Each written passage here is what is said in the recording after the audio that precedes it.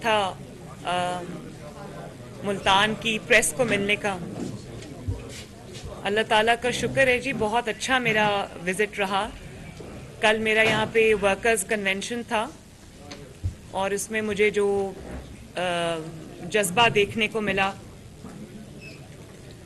اور جو کارکنوں کا جذبہ تھا، جو ان کی کمٹمنٹ تھی، اس سے بڑا مجھے ایک انکریجمنٹ ملی، حوصلہ ملا. اور مجھے اس چیز کا بھی احساس ہوا کہ بے شک مہنگائی ہے اور حالات اس وقت جو ہے وہ مشکل ہیں، لیکن یہ بھی ایک سچائی ہے اور یہ بھی ایک حقیقت ہے کہ کارکنوں کے حوصلے بلند ہیں. عوام کو پتہ ہے کہ مشکلات کس کی لائی ہوئی ہیں اور وہ امید کا جو ایک دیا ہے وہ ابھی بھی روشن ہے. تو یہ ذمہ داری اب میرے جو ہمارے کندھوں پر ہے اور دن رات ایک کریں گے انشاءاللہ اور ان کی امیدوں کو پورا کریں گے. تو میرا خیال ہے کہ یہ جو میرے وزٹس ہیں یہ ملٹی پرانگڈ ہیں. ایک تو یہ کہ مجھے جماعت کے تمام M N As, M P As, جو لوکل قیادت ہے ان کے ساتھ اور ٹکٹ ہولڈرز کے ساتھ، ونگز کے ساتھ بیٹھنے کا موقع ملا ہے، ان کو جاننے کا، ان کو سمجھنے کا، ان کی بات سننے کا موقع ملا ہے.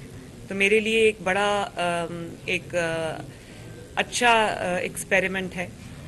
اور ان سے بات چیت جب میں نے کی تو مجھے بہت میرے لیے حوصلہ افزا تھی. تو انشاءاللہ تعالیٰ جی یہ بڑا آنے والا وقت جو ہے وہ برائٹ ہے. جی بائی الیکشن کے لیے یا پھر جنرل الیکشن کے لیے دوسرا اسٹریٹجی کیا ہوگی اگر آپ الیکشن میں جاتے ہیں؟ پی ڈی ایم آپ اکٹھے ہوں گے یا پھر علیحدہ؟ دیکھیے، میں ابھی الیکشن چاہے بائی الیکشن ہو یا وہ جنرل الیکشن ہو، ہمیں ہر چیز کے لیے تیاری رکھنی ہے. اور اس کے ان ایڈیشن ٹو دیٹ میری کوشش یہ ہے کہ عوام کے اندر جو حقائق ہیں ان کو لے کر جاؤں. اویئرنیس کیمپین جو ہے اپنی جماعت کو متحرک کروں، اپنے کارکنوں کو متحرک کروں، اپنے جو جیسے کہ میں نے پہلے کہا کہ ہمارے جو ایم این ایز ہیں، ایم پی ایز ہیں، ٹکٹ ہولڈرز ہیں، ان کے ساتھ ہم انٹریکشن کریں. تو یہ سب کچھ جو ہے وہ کلمینیٹ کرے گا انٹو الیکشن کیمپین، چاہے وہ پھر بائی الیکشنز ہوں یا وہ جنرل الیکشنز ہوں. تو تیاری تو ہم نے بالکل شروع کر دی اور پورے زور شور سے شروع کر دی ہے. جی یہ بتائیے گا کہ عمران خان صاحب نے جو کچھ کہا، جتنے بیانات انہوں نے دیے، ان کے خلاف آخرکار کیوں کارروائی نہیں ہو سکتی؟ کیا وہ اتنے زیادہ لاڈلے بن چکے ہیں کہ وہ آئین بھی توڑیں، جو کچھ مرضی کریں، لیکن ان کے خلاف کارروائی نہیں ہوگی؟ بڑا پرٹیننٹ اور ریلیونٹ سوال ہے. اور یہ سوال جو ہے نا صرف آپ کا نہیں ہے، یہ پاکستان کے عوام کا بھی سوال ہے، یہ میرا بھی سوال ہے. دیکھیں، اس کا اب جواب ذرا تحمل سے سنیں. اور یہ جواب جو ہے نا یہ مس کنسیپشنز پہ بیسڈ نہیں ہے، یہ ریالٹی پہ بیسڈ ہے جو پوری قوم کے اور آپ سب کے سامنے ہے. بات یہ ہے کہ نواز شریف صاحب جب 2017 میں ان کو ایک اقامہ پر نکال دیا گیا، اس کے باوجود جس طرح سے 200 سے زائد پیشیاں انہوں نے بھگتی، میں ان کے ساتھ ہوتی تھی. یہ جو پاناما کیس چل رہا تھا اس میں ہفتے میں 5 دن، کبھی 6 دن ہم نیب کے کورٹ میں پیش ہوتے تھے. ایک دن کی چھٹی ہوتی تھی، وہ سنڈے تھا. اور کس کیس میں؟ اس کا نتیجہ کیا نکلا؟ بیٹے سے تنخواہ نہ لینے پہ اقامہ پر آپ نے نواز شریف صاحب کو گھر بھیج دیا. اور آج یہ بدنام زمانہ کیس ہے، ایک داغ ہے جو پاکستان کی تاریخ میں ہم لوگوں پر لگا ہے کہ ایک منتخب وزیر اعظم کو آپ اقامے پر گھر بھیج دیتے ہیں. اور اس کے لیے، اس فراڈ کے لیے اس کو آپ نے سینکڑوں پیشیاں جو ہے اس نے بھگتی اپنی بیٹی کے ساتھ.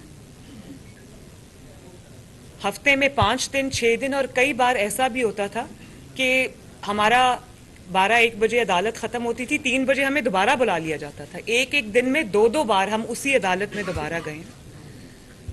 تو دوسری سائڈ پہ جب میں دیکھتی ہوں وہاں اقامہ نہیں ہے، وہاں پر جو بیٹے سے تنخواہ نہ لینے کا فراڈ نہیں ہے، وہاں پر اصل جرائم کیے ہوئے ہیں اور ہیرے جواہرات لیے ہوئے ہیں. فارن فنڈنگ میں اسٹیبلشڈ ہے सफ़े भरे पड़े हैं एविडेंस के कि बाहर से नाजायज़ पैसा आया और उसको छुपाया गया, उसके बारे में झूठ बोला गया, मिस डेक्लेरेशंस दी गई। फिर अब जो केस अदालत में चल रहे हैं उनमें जो आई ओपनिंग एविडेंस है, लेकिन आप ये देखें कि उनको कोई टच नहीं कर सकता।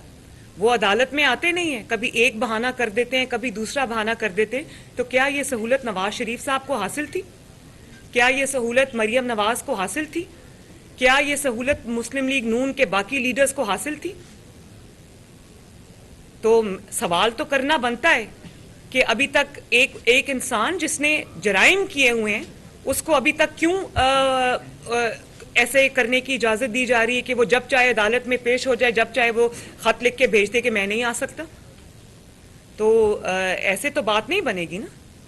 लेकिन फिर भी मैं ये समझती हूँ कि मुझे अभी भी यकीन है कि इंशाअल्लाह ताला कानून अपना रास्ता लेगा और जो जुर्म उन्होंने किए हैं उनकी सज़ा उनको भुगतनी पड़ेगी, भुगतनी चाहिए। वरना ये जो वन साइडेड इंतकाम है ना, फिर इसके अपने रेपरकशंस होते हैं।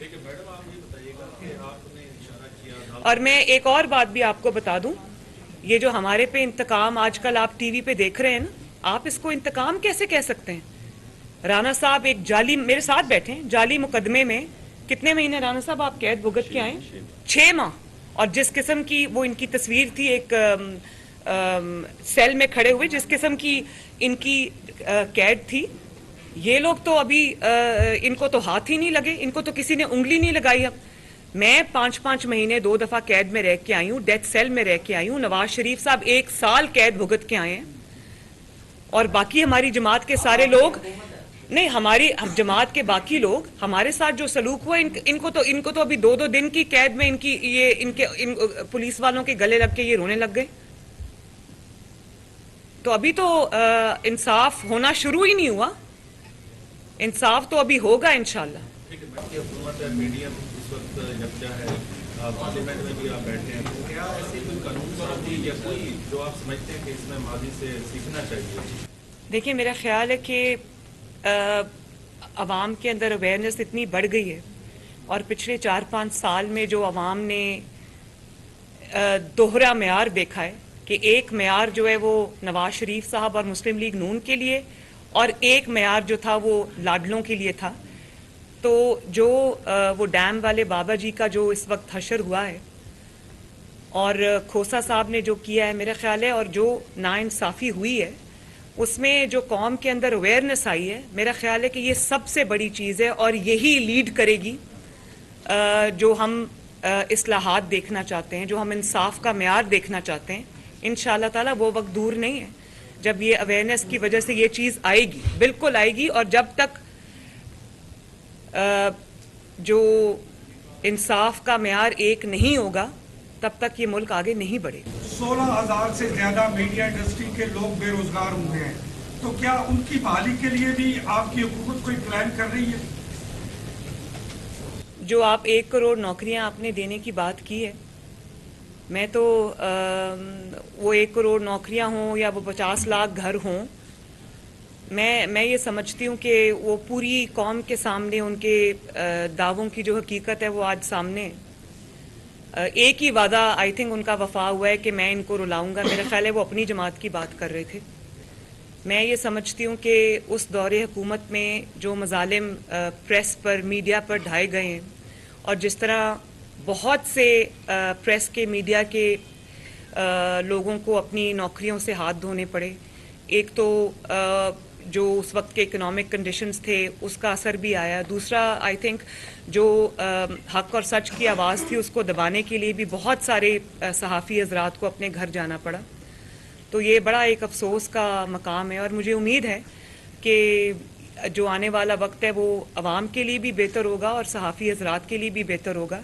मैं प्रेस के फ्रीडम में बहुत बिलीव करती हूँ और मैं ये समझती हूँ कि मीडिया इंसान को रास्ता दिखाता है, मीडिया गलतियों की निशानदही करता है और मैं उससे सीखती हूँ। तो मेरा ख्याल है कि आने वाला वक्त इंशाअल्लाह ताला बेहतर होना चाहिए। अब आप हैं, उधर से बिलावल साहब हैं, अब एक नया समझे कि दूसरी नस्ल आ गई है, क्या कोई प्लान है कि कोई बेहतरी कर? देखिए, सबसे पहले तो मैं आपके सवाल से इत्तेफाक नहीं करती. एक इंतकाम होता है और एक अपने जराइम की जवाबदेही होती है. हमारे साथ जो हुआ वो इंतकाम था. राणा साहब के केस का आपने हवाला खुद ही दे दिया. जी जी जी, मिसाल आपने दी. अब इन्हीं का केस आप उठा लें. मतलब हमारे मुखालिफिन ने भी उस वक्त भी जब ये केस बनाया जा रहा था, हमारे मुखालिफिन ने भी ये बात मानी कि ये केस छूटा था, और जो कहते थे जान अल्लाह ताला को देनी है, तो आज उनको जवाब देना चाहिए ना उस बात का कि वो जान तो देनी अल्लाह ताला को, मगर जवाब भी देना पड़ेगा. इस दुनिया में भी जवाब देना पड़ेगा, अल्लाह ताला को भी जवाब देना पड़ेगा. तो पहले तो ये जो आपने बात की है ना, ये बात बहुत इम्पॉर्टेंट ये है समझना कि हमारे साथ जो हुआ वो इंतकाम था. अब आप मुझे ये बताएं कि एक शख्स खड़ा होके ECP के चेयरमैन को या हुकूमती ओहदेदारों को, उनके ख़ानदानों को धमकियां देता है कि हम तुम्हें छोड़ेंगे नहीं, तुम्हारे बीवी बच्चों को छोड़ेंगे नहीं, तो क्या वो सिर्फ इसलिए बच के निकल जाए क्योंकि वो एक सियासतदान है? एक इंसान जिसने अदालत में झूठ बोला है, अपने ख़ानदान के अफराद को छुपाया है, और आज वो जवाब देने से भाग रहा है, तो क्या उसको, और झूठ बोला है कौम से झूठ बोला है, अपने असासों में वो डिक्लेयर नहीं किया, तो क्या वो इस बात के लिए छोड़ दिया जाए, उसके झूठ पे पर्दा डाल दिया जाए कि वो सियासतदान है? और एक आपने घड़ियां बेची हैं, आपने दूसरे मुल्कों के दिए गए स्टेट ऑफ पाकिस्तान को जो तहाइफ दिए गए, आपने उनके बारे में झूठ बोला, उनको डिक्लेयर नहीं किया, आपने उनको बेचा, और उनको बेच के दुबई से जो पैसे आप पाकिस्तान लेकर आए वो आप एक जहाज में भर के लाए. मनी लॉन्ड्रिंग की आपने. तो क्या आपको इसलिए खुली छूट दे दी जाए क्योंकि आप एक जमात के सरबराह हैं? और फिर फॉरेन फंडिंग में मैंने आपको अभी जैसे बताया, क्लियर एविडेंस है कि मनी लॉन्ड्रिंग हुई है, और उसके लिए आपने इंग्लैंड में क्लब्स में झूठे मैच करवाए, और वो पैसा आप पाकिस्तान लेकर आए, और उसको डिक्लेयर नहीं किया, उसके बारे में झूठ बोला, वो अकाउंट्स छुपाए. तो आपको सिर्फ इसलिए बेल आउट दे दिया जाए क्योंकि आप एक सियासतदान के का नकाब आपने ओढ़ा हुआ है? तो ये कोई इकामा पर निकाला नहीं जा रहा, बेटे से तनख्वाह ना लेने पर निकाला नहीं जा रहा. ये हकायक को सामने रखना पड़ेगा. ये नहीं हो सकता कि आप जराइम करें, आप नेशनल टेलीविजन पे आके, मीडिया पे आकर खुलेआम लोगों को धमकियां दें, उनके खानदानों को डराएं धमकाएं, और आप साफ बच के निकल जाएं. ये नहीं होगा. आप प्लीज दोनों चीजों को काइंडली इक्वेट ना करें. एक भी इंतकाम पर मबनी केस अगर हुकूमत ने बनाया है तो अभी मुझे बताएं, मैं खुद उसके साथ खड़ी हूंगी. छोटा सा एक सवाल था जी. अब आपके पास ही खड़ा है, सोशल मीडिया का कोई आप सदैव आप कर रहे हैं, जो कोई सोशल मीडिया पे हो रहा है, कोई हुकूमत इस पर सदैव कर रही है, वो प्लानिंग कर रही है? राणा साहब, ये सवाल है मेरा आपसे. सोशल मीडिया की ये बात नहीं है. बात ये है कि ये इलेक्ट्रॉनिक मीडिया पे भी होता है. एक दो चैनल्स ऐसे हैं जो पार्टी के स्पोक्स पर्सन्स बने होते हैं. वहाँ पर भी झूठ इतना बोला जाता है कि मैं अपने बारे में कोई चीज़ देख रही होती हूँ तो मुझे हैरानगी होती है कि ये मेरे बारे में स्टेटमेंट्स चल रही हैं, ये कहाँ से आए हैं, और ज़राए लिखा होता है आगे, क्योंकि जब झूठ बोलना होता है तो आगे ज़राए लिखा होता है. तो ये सिर्फ सोशल मीडिया की बात नहीं है. मेरा ख्याल है कि पाकिस्तान के अंदर जिसका जो दिल करता है वो बात करता है, और उसके ऊपर उसकी कोई ना पकड़ है ना पूछ है. तो जो आपके डेफेमेशन लॉज हैं उनको हमें स्ट्रेंथन करना चाहिए. सच बोला है तो जवाबदेही होनी चाहिए, लेकिन झूठ की पकड़ भी होनी चाहिए. और ये सोशल मीडिया के लिए भी है, ये प्रिंट मीडिया के लिए भी है, ये इलेक्ट्रॉनिक मीडिया के लिए भी है, और ये सियासतदानों के लिए भी है कि एक दूसरे पर आप इस तरह खड़े होकर गंद नहीं उछाल सकते. अब कितने ये जो हमारी मुखालिफ जमात के ऊपर कितने हरजाने के दावे हुए क्योंकि झूठ बोला है. और आप ये देखें कि जब इंग्लैंड में आप झूठ बोलते हैं तो वहां पर अगर आपका चैनल है तो आपको पैसे देने पड़ते हैं, आपको उसकी पेनल्टी देनी पड़ती है. ये भी पाकिस्तान में होना चाहिए ताकि झूठ जो है उसको कंट्रोल किया जा सके. क्या रिस्पॉन्स करेंगी اور اگر آپ ملک کو کیسے آپ دیکھ لیں گے؟ میں شاہ محمود صاحب کو صرف یہی کہوں گی کہ مجھے بڑی خوشی ہوئی ہے کہ ان کو مسلم لیگ نون کے نقصان اور فائدے کی بہت فکر ہے. بڑی مہربانی ہے ان کی. مسلم لیگ نون اپنے فائدے کو بھی پہچانتی ہے, اپنے نقصان کو بھی پہچانتی ہے. بہرحال وہ بہت انہوں نے میری فکر کی ہے, اس کے لیے بڑی مہربانی ہے ان کی. آپ اس دباؤ کو کسی سطح پر محسوس کر رہے ہیں اور اگلی الیکشن میں کہیں کوئی بات نہیں ہو رہی ہے کہ یہ دباؤ میرے پہ تو کوئی نہیں ہے, نہ ہماری جماعت پہ, بلکہ اب دباؤ ان پہ ہے کہ انہوں نے جیل بھرو تحریک کا اعلان کیا, تو میں انتظار کر رہی ہوں کہ وہ جیلیں بھریں آ کے. اور بسم اللہ جو ہے وہ زمان پاک سے ہونی چاہیے. پہلے زمان پاک میں جو چھپ کے بیٹھے ہوئے ہیں اور اپنی فرسٹ لائن آف ڈیفنس میں خواتین کو رکھا ہوا ہے, تو ان کو ہٹائیں, ان کو کہیں کہ نہیں, میں نے جیل بھرو تحریک کا اعلان کیا ہے, میں سب سے پہلے میں خود جاؤں گا جیل بھرنے کے لیے. تو میں تو انتظار میں, اور رانا صاحب نے کہا ہے کہ ہم انتظار میں, ہم تو اپنی آنکھیں نظریں بچھا کے بیٹھے ہوئے ہیں کہ آئیں تشریف لائیں, آپ کو بھی پتہ چلے کہ جیل کیا ہوتی ہے, آپ کو بھی پتہ چلے ڈیتھ سیل کیا ہوتا ہے, آپ کو بھی پتہ چلے کہ قربانی کیا ہوتی ہے. تو اس کا آغاز زمان پاک سے ہونا چاہیے. میرے پہ کوئی پریشر نہیں, پریشر ان پہ ہے جنہوں نے یہ بات کی, اب اس کو پورا کریں. بڑی مہربانی آپ. ہم دیکھ رہے ہیں کہ جو داغی صاحب واپس گئے ہیں مگر ان کی ابھی تک واپسی کو ریکگنائز نہیں کیا جا رہا, اس کی کیا وجہ ہے؟ جہاں تک کلین سویپ کی بات ہے, تو ابھی ریسنٹلی وہ لوگ الیکشن ہارے ہیں, تو میں تو یہ بات نہیں مانتی. پی ٹی آئی نے جب کہیں الیکشن جیتا بھی ہے تو اس کی وجوہات کچھ اور تھیں. ان کے پیچھے وہ لوگ تھے جنہوں نے ان کو الیکشن جتایا. پوری دنیا کو اس بات کا پتہ ہے, یہ کوئی چھپی بھی حقیقت نہیں ہے. لیکن ہم مسلم لیگ نون نے جس طرح سے ملتان میں جہاں اب کل آئی ہوں تو میں نے دیکھا جو سڑکیں بھی بنی ہیں, جو میٹرو بس بنی ہے, جتنی ترقی جنوبی پنجاب میں ہوئی ہے, مسلم لیگ نون نے نعرہ نہیں لگایا صرف, مسلم لیگ نون نے آگے بڑھ کر خدمت کی ہے لوگوں کی. جنوبی پنجاب میں ایک ایک جو ترقیاتی پروجیکٹ ہے وہ اللہ تعالیٰ کا شکر ہے, وہ شہباز شریف صاحب, نواز شریف صاحب کی محنت ہے. اور آئندہ بھی میں چاہتی ہوں کہ جنوبی پنجاب جو ہے وہ پنجاب کے ہر حصے کی طرح, باقی حصوں کی طرح, بلکہ ان سے بھی ترقی میں زیادہ ہو. تو اور یہ ہمارا ایجنڈا بھی ہے. باقی جو آپ نے بات کی, انشاءاللہ تعالی جنوبی پنجاب سے بھی, ملتان سے بھی مسلم لیگ نون جیتے گی. ہم اپنی جو الیکٹورل الائنسز ہیں, جو اپنی الائنمنٹ ہے, اس کو دیکھ رہے ہیں. اسی لیے آج میری ابھی اس ملاقات کے بعد میری اپنے M N As, M P As, ticket holder سے ملاقات ہے. ہم اپنے پوری الیکشن کی اسٹریٹجی جو ہے وہ اس کو بیٹھ کے مشاورت سے طے کریں گے, اور انشاءاللہ تعالی بھرپور طریقے سے یہاں سے کامیابی حاصل کریں گے. جاوید ہاشمی صاحب کی جہاں تک آپ نے بات کی, جاوید ہاشمی صاحب ایک میرے لیے بہت قابل قدر اور قابل احترام ہیں, ویٹرن آئی تھنک سیاستدان ہیں. تو ہم ان کی جو ایکسپیرینس ہے, ان کا تجربہ ہے, اس سے بھرپور فائدہ اٹھائیں گے, اور اس کو وہ جماعت کے ساتھ ہیں, مشاورت میں بھی ساتھ ہیں. دیکھیں, جنوبی پنجاب کا جو انہوں نے ڈرامہ کیا تھا, صوبہ محاذ جو بنایا تھا, وہ اس کی جو وہ الیکشن کے دن تک تھا.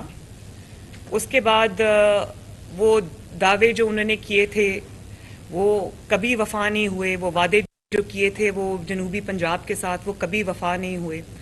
جنوبی پنجاب کے وعدوں کو, صوبہ بنانے کے وعدوں کو, ترقی کے وعدوں کو, وہ جو انہوں نے گلے میں وہ ڈال کے جنوبی پنجاب کے وہ شامل ہوئے تھے تحریک انصاف کے ساتھ, وہ وعدے ہم نے وفا ہوتے ہی نہیں دیکھے. وہ جس دن یہ الیکشن یہاں سے جیتے اس دن وہ نعرے بھی ختم ہو گئے, وہ وعدے بھی وفا نہیں ہو سکے. تو وہ ایک ڈرامہ تھا, صرف ایک سٹنٹ تھا الیکشن کا, تو جس میں پھر جنوبی پنجاب کے عوام کو سفر بھی کرنا پڑا. جہاں تک آپ نے صوبہ بنانے کی بات کی, دیکھیں اس کی قرارداد, اس کی ایک آئینی ریکوائرمنٹ تھی کہ اس کی قرارداد پنجاب اسمبلی سے پاس کی جائے, وہ ہم نے کی. اور انشاءاللہ تعالی جب ہم جھوٹے وعدے نہیں کریں گے, ہم کوئی ڈرامہ نہیں کریں گے, ہم کوئی جنوبی پنجاب کے عوام کو کوئی جھوٹا ایک تسلی نہیں دیں گے. ہم اس کو انشاءاللہ تعالی ایکچولائز کریں گے ان کی خواہشات کے مطابق. مسلم لیگ نون کا یہ ٹریک ریکارڈ ہے کہ جو وعدہ کیا عوام سے وہ وفا کیا. جنوبی پنجاب سے بھی جو ہماری کمٹمنٹ ہے, جو وعدے ہیں, جو ان کی ڈیمانڈ ہے, اس کو انشاءاللہ تعالی مسلم لیگ نون ہی پورا کرے گی انشاءاللہ۔ IMF کا چلایا، کامیابی سے چلایا، لیکن اس میں انہوں نے عوام کا جو مفاد تھا اور جو عوام کی اس میں احساس تھا اس کو انہوں نے مد نظر رکھا، اور اس پروگرام کے باوجود جو کہ 4 سال 3 سال چلا، انہوں نے پرائسز بڑھنے نہیں دیں۔ آٹے کی پرائس 35 روپے کلو رہی، چینی کی پرائس 50 to 55 روپیز کلو رہی، اور تیل کی پرائس 140 روپے کلو رہی۔ اس کے علاوہ بھی سبزیاں بھی انتہائی سستے داموں فروخت ہوتی رہیں، اور وہ مینٹین رہی 4 سال پرائس۔ اور پھر ایک دن آیا کہ پاکستان کی تاریخ میں پہلی مرتبہ پہلی حکومت تھی جس نے نہ صرف پرائسز مینٹین کی، کامیابی سے IMF کا پروگرام چلایا، عوام کے جو چولہے تھے وہ بھی جلتے رہے، IMF پروگرام بھی چلتا رہا، اور وہ ایک دن آیا جب 2016 میں نواز شریف صاحب نے بڑی کامیابی سے IMF کے پروگرام کو پہلی بار تاریخ میں خدا حافظ کہہ دیا۔ تو ان کو تو وہ والا پاکستان ملا تھا، لیکن کیونکہ نالائکی اور نااہلی اتنی شدید تھی کہ ترقی کرتے ہوئے پاکستان کو نوز ڈائیو اس نے کیا، اور پھر انہوں نے IMF کے ساتھ ایک ایسا معاہدہ کیا کہ جس نے پاکستان کو گروی رکھ دیا IMF کے ہاتھوں میں۔ لگتا تھا کہ پاکستان کو حکومت پاکستان نہیں IMF چلا رہا ہے، اور وہ شرائط اتنی کڑی تھیں کہ ان کو پورا کرنے کے لیے ہمیں بہت کمپرومائزز کرنے پڑے، اور پھر اس سے بڑا ظلم یہ کیا کہ جاتے جاتے اس معاہدے کو فلاؤٹ کر گئے، اس کو پھاڑ کے پھینک گئے، کیونکہ ان کو پتا تھا میں تو جا رہا ہوں، جاتے جاتے اپنے آپ کو تو بچا گئے، پاکستان کو یہ مشکلات میں جھونک گئے۔